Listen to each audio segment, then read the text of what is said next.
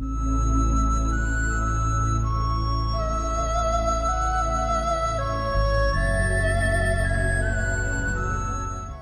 sejahtera, Namo Buddhaya.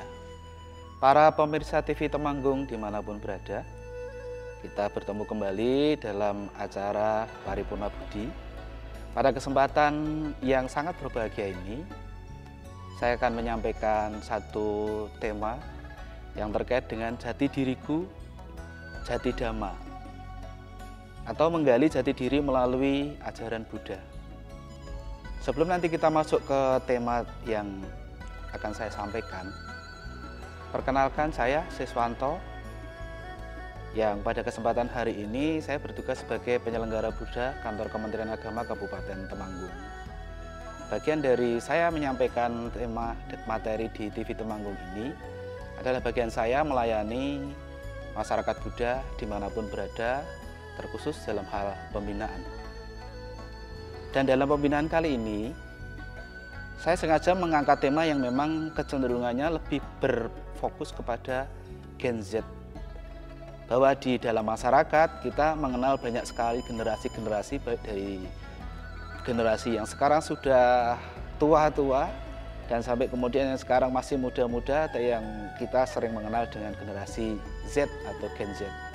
Baik, sebelum kita masuk ke inti masalahnya, barangkali dalam hidup kita keseharian, para Gen Z ini yang memang setiap hari itu disibukkan dengan berbagai macam gadget, dibekali dengan berbagai macam pengetahuan, termasuk masukan informasi yang beragam dari lini-lini massa atau kemudian dari platform-platform digital yang mungkin dalam beberapa kesempatan banyak hal yang kemudian bergerak di sisi positif atau posisi yang negatif.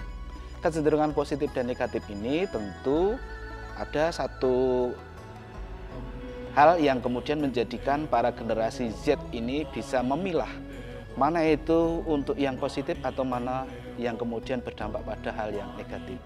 Tentu sebagai orang yang ingin mengarahkan generasi muda untuk hal-hal yang lebih spesifik ke hal yang positif, kami sangat mendorong para pemuda-pemuda, para generasi Z ini bisa memperoleh akses seluas-luasnya di dalam lini media massa, namun juga harus memiliki sharing yang optimal supaya apapun yang nanti diterima, dicerna itu tidak hanya sebatas pengen tahu saja, tetapi ada kedalaman makna yang nanti harus didapatkan dari berselancar di dunia maya. Selanjutnya, ketika kita berbicara tentang generasi Z, kita tentu bertanya, siapa sih saya ini sebenarnya? Untuk apa sih saya ini? Atau aku ini mau jadi apa? Pertanyaan-pertanyaan ini yang kayak password yang harus kita temukan buat login ke diri kita sendiri.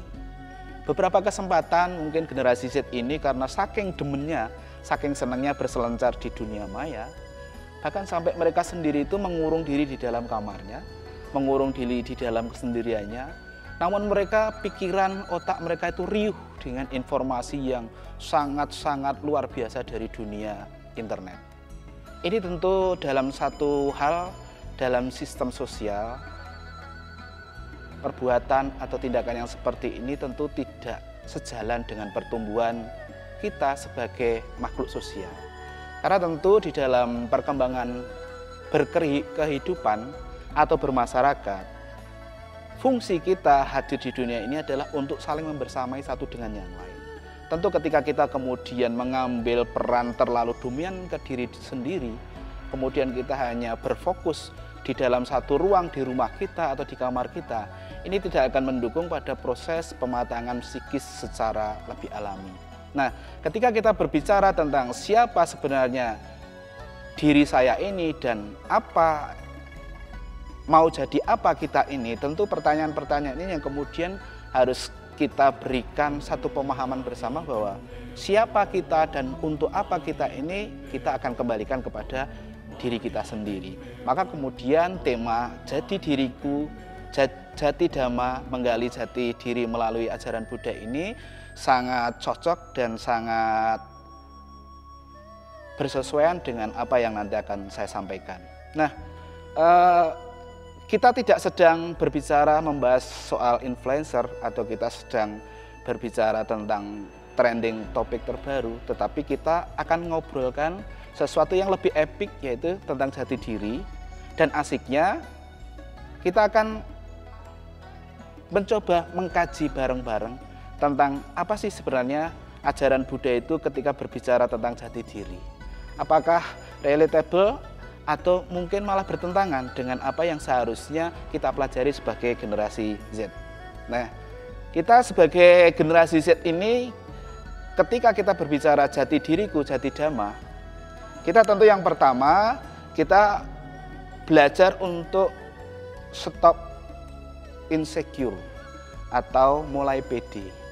Jadi beberapa kesempatan saya mendengar, saya juga menerima keluh kesah bahwa banyak dari Gen Z ini yang masih pemuda-pemudi ini karena memang mereka lebih senang berselancar di dunia maya secara seorang diri dan kemudian menafikan satu hubungan personal yang lebih intens dengan sosial masyarakat.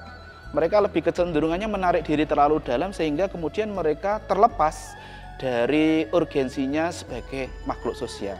Nah, ketika kita berbicara insecure, ketika kita berbicara bagaimana kita memulai pede, tentu kalau kita sedang berselancar di platform Instagram, mungkin kita melihat reel dari teman-teman kita bisa membaca reel teman-teman kita itu kok ada ya, teman-teman saya itu kok oke, teman-teman saya itu kok wah tampilannya itu, kemudian hal-hal yang dia tunjukkan tuh hal-hal yang serba menyenangkan, serba membuat orang kagum.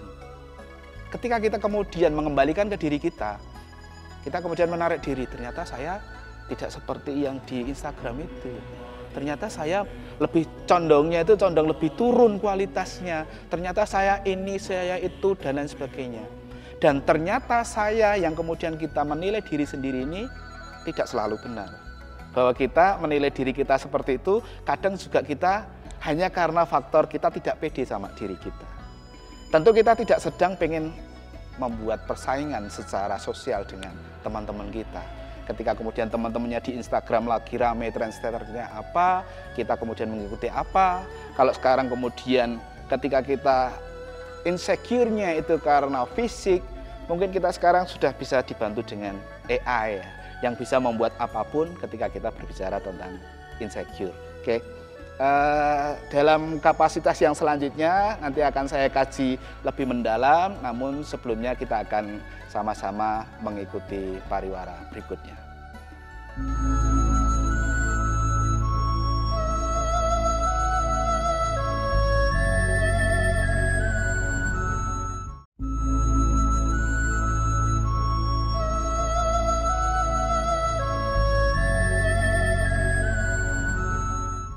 Pemirsa TV Temanggung dimanapun berada, kita akan lanjutkan segmen berikutnya dari acara Paripurna Budi. Setelah di awal kita mengajak teman-teman atau pemirsa yang masih dalam generasi Z ini untuk stop insecure. Di dalam agama Buddha itu ada satu ajaran tentang anatta atau tanpa inti yang kekal. Barangkali mungkin teman-teman atau mungkin pemirsa menanyakan, loh, kalau tidak ada inti yang kekal berarti sebenarnya kita tidak ada dong. Dan tidak perlu kita menjadi siapa-siapa. Tentu tidak seperti itu. Dan kita jangan panik. Karena kata-kata tanpa inti yang kekal ini sebenarnya tidak menjelaskan hal yang kemudian ketiadaan makna. Tapi justru tanpa inti yang kekal itu bahwa rangkaian yang kita jalani dari hari ini, kemarin, dan besok itu kita menjadi diri yang berbeda. Yang kemarin itu adalah orang lain. Yang besok kita tidak perlu cemas karena yang besok belum terjadi. Namun kita harus memahami bahwa konteks kita itu ada di saat sekarang. Makanya kemudian ajaran Buddha itu selalu menggarisbawahi bahwa kita hidup di dunia ini sebenarnya tidak stuck atau tidak monoton. Barangkali yang mungkin para pemirsa yang merasa dirinya itu kurang oke secara fisik atau kurang oke secara kualitas pemahaman di dalam pengetahuannya, dengan semangat yang tidak menyerah untuk terus belajar, untuk kemudian menggali banyak informasi, untuk meningkatkan value dirinya, tentu ini akan menjadi sesuatu yang sangat membawa makna sehingga value dari para pemirsa ini menjadi meningkat. Seperti di ajaran Buddha tadi bahwa fokus yang paling utama dari anatta ini adalah bagaimana para pemirsa itu bisa mengalir seperti apa yang dimau oleh diri sendiri. Jadi biarkan kemarin yang sudah terjadi, andai kata kegagalan terjadi di kemarin, kita tidak perlu menyesalinya berulang-ulang sampai kemudian kita tidak menikmati hari ini. Justru bagaimana kita kemudian menikmati hari ini dan tanpa menakutkan untuk hari esok. Fokus bahwa kuncinya orang tidak perlu membandingkan satu dengan yang lainnya dengan orang lain. Cukuplah kita memahami bahwa kita juga punya satu hal yang kemudian istimewa. Kita tentu tidak sedang kemudian menggapai seperti kualitas yang dimiliki oleh orang lain, namun kita juga perlu kemudian menyadari bahwa kita pun juga memiliki bakat-bakat yang ada di dalam diri kita. Maka dari itu kita harus fokus ke dalam diri kita bahwa kita ini adalah unik. Unik bukan berarti karena kita berbeda dengan orang lain, tapi karena unik karena kita bisa terus bertumbuh dengan cara kita. Kemudian yang kedua, setelah kita tahu bahwa kita tidak boleh insecure, yang kedua adalah bagaimana kita kemudian bisa melatih diri untuk terus meditasi. Karena selain kemudian kita stop untuk tidak percaya diri, justru yang paling penting adalah bagaimana melatih diri kita untuk selalu dalam kondisi sadar, selalu dalam peningkatan batin kita. Di ajaran Buddha sendiri bahwa ketika kita berbicara masalah meningkatkan kualitas batin, justru hal yang paling utama, jembatan yang kemudian bisa dikerjakan adalah dengan melatih batin kita menjadi batin yang meditatif. Bagaimana kita kemudian menyadari bahwa segala sesuatu yang ada di dalam diri kita itu pada prinsipnya adalah tidak kekal. Dan itu terus berkembang. Jadi ketidakkekalan ini bisa kita maknai sebagai sesuatu yang positif dan juga tidak positif atau yang negatif. Artinya bagaimana? Ketika kita kemudian berangkat dari sesuatu yang kurang menjadi lebih, tentu ini ketidakkekalan yang positif. Tetapi ketika kemudian kita dari yang berlebih, memiliki banyak kualitas, kemudian kita turun menjadi tidak berkualitas, tentu ini perubahan yang nilainya adalah negatif. Ketika kita berbicara di dalam konsepnya bermeditasi, kita tidak sedang berbicara tentang orang yang duduk berlama-lama, berjam-jam, dalam posisi tertentu, di ruangan yang sunyi, di ruangan yang gelap, tanpa cahaya yang cukup, hanya untuk melaksanakan meditasi, bukan itu. Justru kita, bagaimana kita itu di setiap saat, di setiap waktu, di setiap hari, hati kita itu terlatih untuk terus terbawa dalam arus meditatif. Bagaimana kita itu bisa menyadari bahwa masuknya, keluarnya napas ini menjadi satu aktivitas yang menyenangkan. Bagaimana kemudian masuk dan keluarnya napas ini menjadi sesuatu yang kemudian lebih kepada seperti ketika kita bicara seperti HP ketika kemudian drop kita perlu cas. Nah, ketika batin kita menjadi kacau, ketika pikiran kita menjadi kacau, cas yang dibutuhkan batin adalah meditasi. Jadi ketika kita bicara bagaimana mengecas tubuh kita, tentu makanan. Tetapi bagaimana kita mengecas batin kita? Hanya dengan duduk santai, hanya dengan memahami pikiran masuk dan keluar, hanya dengan mengontrol keluar masuknya napas, kita sudah ngecas HP untuk ngecas hati untuk tidak terjebak dalam ritual kesemrautan atau kesetresan hidup. Nah, di sini dalam ajaran Buddha bahwa syarat untuk meditatif ini yang paling diutamakan adalah bagaimana kita memiliki kemoralan. Atau dalam bahasa agama Buddha itu adalah sila. Sila atau kemoralan itu tidak hanya tentang bagaimana kita mencuri, tidak mencuri atau tidak membunuh saja. Tetapi sila di sini adalah kejujuran kepada diri sendiri.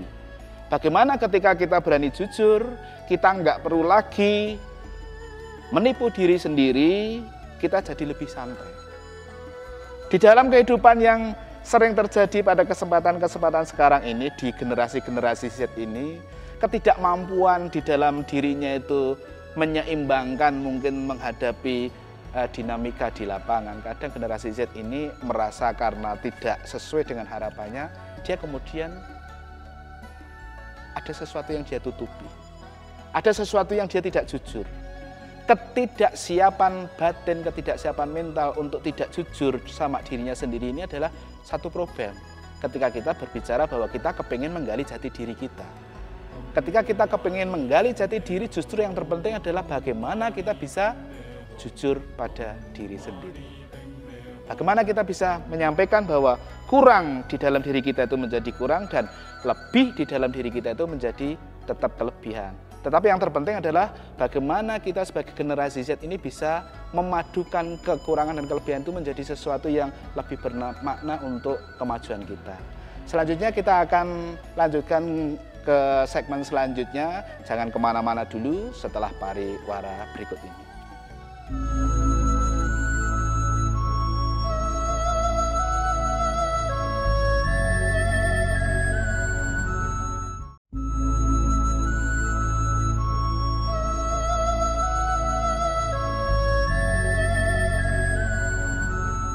Pemirsa TV Temanggung dimanapun berada, kita akan lanjutkan segmen selanjutnya dari acara Paripurna Budi. Ketika kita tadi di awal sudah membahas sampai ke tahapan meditatif, yang paling gampang adalah bagaimana kemudian Gen Z ini mencoba setiap hari itu 5 menit saja duduk, pejamkan mata, rasakan napas, rasakan udara masuk dan keluar dari hidung, itu meditasi. Gampang kan? Jadi kalau kita mau jujur sama diri sendiri, ketika kita sedang stres, berhenti. Jangan kemudian kita bertarung dengan pikiran kita. Hentikan dulu pikirannya, hentikan dulu emosinya. Kita masuk ke tahapan meditatif. Tentu ini nanti akan menjadi sesuatu yang sangat bermakna karena kita tidak terseret ke arus emosi yang lebih berdampak serius ketika kita tidak bisa mengontrol diri. Nah, yang selanjutnya pada kata kunci yang ketiga, ketika kita di awal sudah berbicara tentang stop insecure, yang kedua kemudian berlatih untuk menahan diri atau berlatih meditasi, yang ketiga adalah bagaimana kita berani berdharma.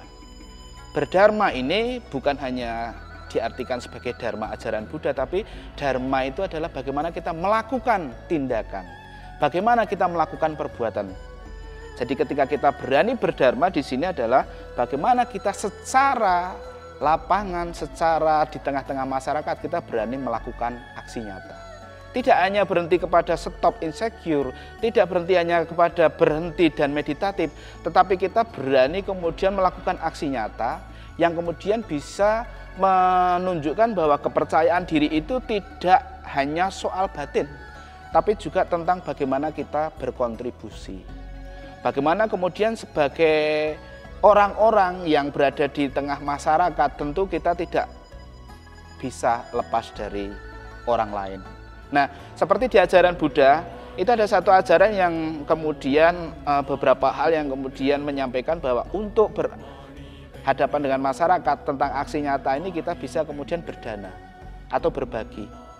Yang kedua adalah bermeta atau menebar cinta kasih. Yang ketiga berkaruna atau berwelas asih. Kalian nggak harus jadi jutawan, para pemirsa nggak harus jadi orang kaya dulu untuk bisa berbagi dengan orang lain. Karena berbagi itu tidak melulu tentang materi, berbagi itu tidak melulu tentang harta benda, tapi bagaimana waktu, ide, atau bahkan senyum tulus itu sudah bagian dari berdharma atau berbagi. Nah, aksi nyata dari berdana. Ketika kita belum punya uang nih, bagaimana cara kita berdana supaya ini menjadi aksi nyata?